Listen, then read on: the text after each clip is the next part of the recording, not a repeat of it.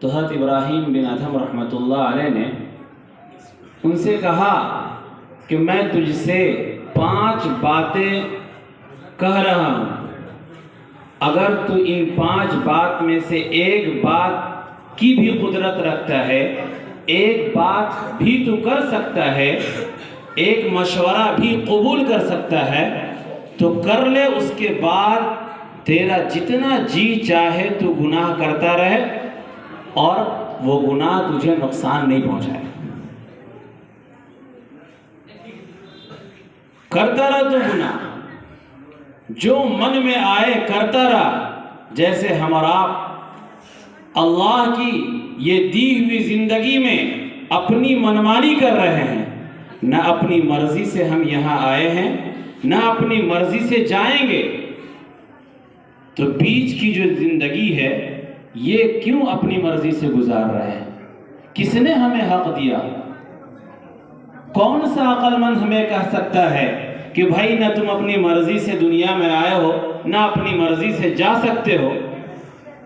तो बीच की जिंदगी अपनी मर्जी से, अपने मनमानी, अपने ख्वाहिशात के एतबार से जो हम गुजार रहे हैं, हज़रत इब्राहीम बिन अदहम रहमतुल्लाह अलैह ने फरमाया कि तू 5 बात में से एक बात पर भी कादिर हो जा, एक बात की भी तू ताकत बना ले, एक बात की तू सलाहियत बना ले, फिर तेरा जितना जी चाहे तो गुनाह करता रहे। उसने कहा कि आज बड़े आलिम के पास पहुंच गए हैं, 5 में से एक तो जरूर अपना लेंगे और फिर दम भर गुनाह करेंगे। जैसे मनमानी जिंदगी गुजारना होगा गुजारेंगे, जैसे हमारा आपकी मनमानी जिंदगी गुजर रही है। पैदाइश से लेकर वफात तक और कारोबार से लेकर इबादत तक हमारी जिंदगी में कहीं जनाब मोहम्मद रसूलुल्लाह सल्लल्लाहु अलैहि वसल्लम का तरीक़ाकार मौजूद नहीं है। किसी काम को हम सुन्नत के मुताबिक कर ले, हमारी जिंदगी में कोई एक ऐसा पहलू नहीं है।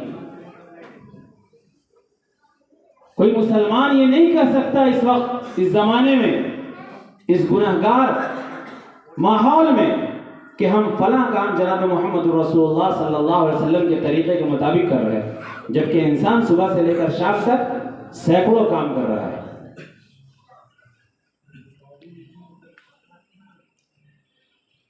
तो उसने कहा जरा हजरत जल्दी से बयान कर दीजिए, मैं अपने आप को तैयार करता हूं कि वो काम कर लूंगा उसके बाद गुनाह करूंगा।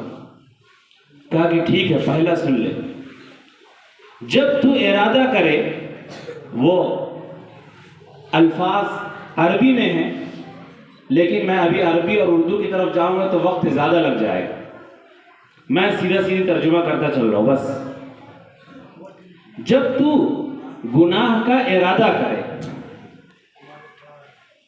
तो अल्लाह का रिज्क खाना छोड़ दे, कुछ और खा ले।